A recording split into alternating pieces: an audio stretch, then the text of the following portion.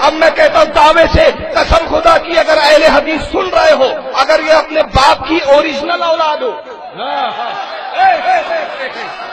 اگر اپنے باپ کی چیلنج کر رہا ہوں، اور یہ چیلنج میں 3 سال سے کر رہا ہوں، میں کہتا ہوں 3 سال کیا 3 صدیاں گزر جائیں گی، کوئی مائی کلال اہل حدیث میرے چیلنج کا جواب نہیں دے سکتا۔ یہ صرف لفظوں کے طور پہ نہیں بول رہا ہوں، اور یہ بھی نہ سن لے اہل حدیث سن لے، ایسا مجمع ہے بریلیوں کا مجمع ہے، بول گئے اکیلے میں بلا لو، کمرے میں مناظرہ کروا لو، 13 مولوی اور میں اور ایک ویڈیو کیمرہ جو سب کبھی جھوٹ نہیں بولتا، سچ ریکارڈ کریں گے۔ اب چیلنج سنیں گے آپ؟ اگر تم اپنے باپ کی اوریجنل اولاد ہو، تم کہتے ہو ہم حق پر، میں کہتا ہوں تم نے اپنی اصل کو چھوڑا۔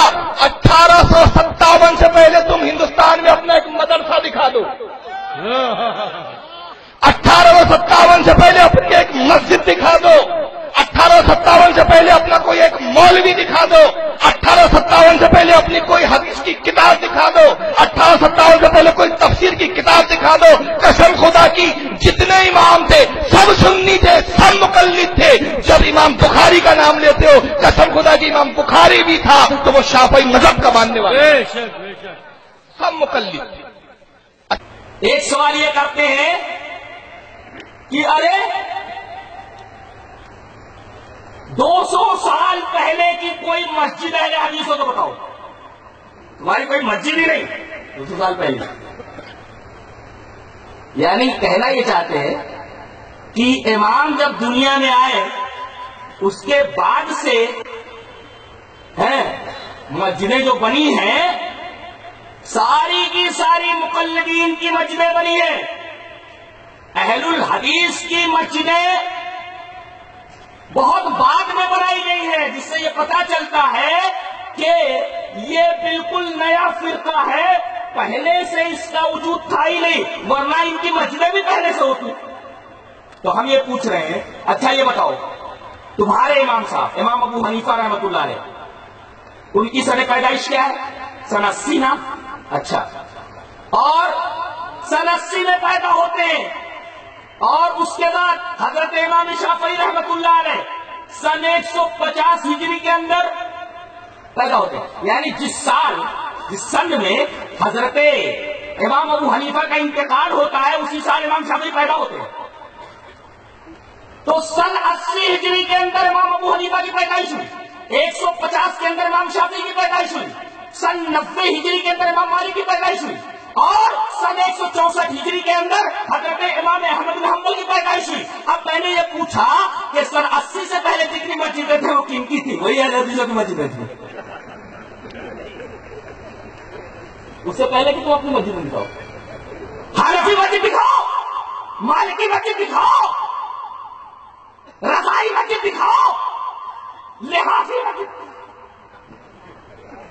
دکھاؤ مسجد۔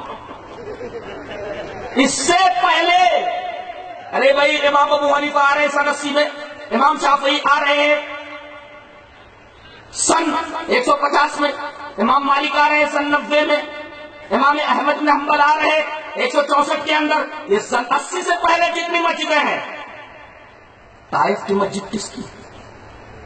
مدینہ کی مسجد، نبی کی مسجد کس کی مسجد؟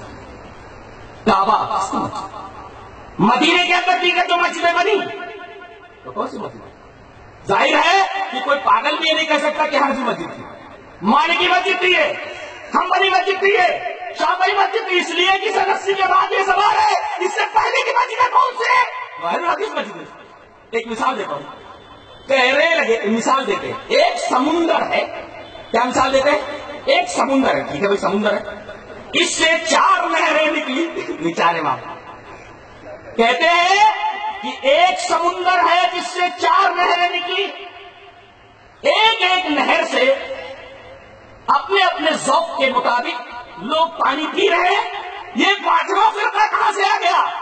تو جلال الدین قاسمی نے کہا کہ 5واں فرقہ بتاؤں کہاں سے آ گیا؟ وہی سمندر ہے، وہ یہاں پہ 4 نہریں نکلی۔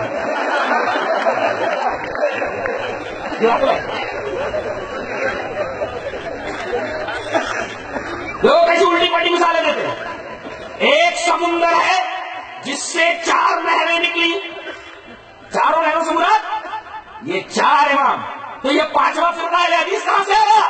میں نے کہا پانچواں فرقہ وہی سمندر ہے جہاں سے یہ سب نکلے ہیں، لیکن پہلے جب نکلے تھے تو نہر میں پانی صاف تھا، جیسے جیسے یہ نہر آگے بڑھتی گئی اس کے اندر کچرا وچرا سب بھر گیا، پورا کا پورا پانی پینے جیسا نہیں رہا۔ لوگوں کو چاہیے کہ اگر خالص پانی پینا ہے تو اصل جہاں سے یہ نکلی تھی چاروں نہریں، اصل پانی کی طرف، اصل ماں کی طرف، سمندر کی طرف رجوع کرو۔ اور تمام ائمہ کرام نے یہ کہا کہ ہم نے جہاں سے بات لی وہیں سے لو، جناب محمد رسول اللہ صلی اللہ علیہ وسلم کی بارگاہ سے ساری چیزیں لو۔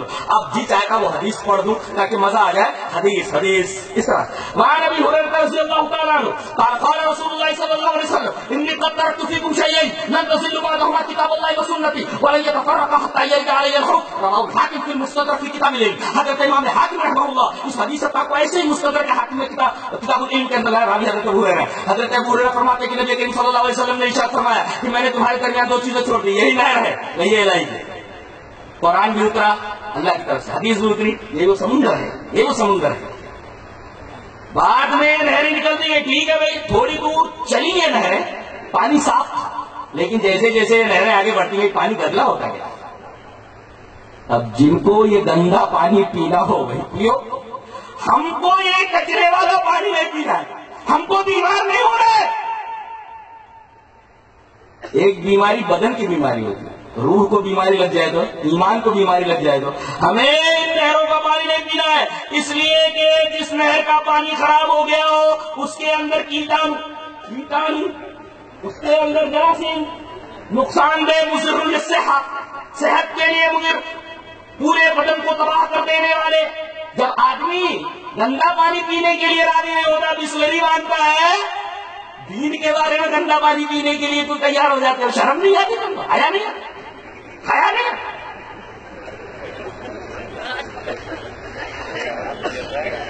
بسلری پیتا ہے پانی اپنا جسم بچانے کے لیے، لیکن اپنا ایمان بچانے کے لیے اپنے ایمان کی فکر، بدن کی فکر کر رہا ہے تو بسلری پی رہا ہے، لیکن اپنے ایمان کی فکر اسے نہیں، کہیں سے بھی پانی پی رہا ہے، کہیں سے بھی پانی پی رہا ہے۔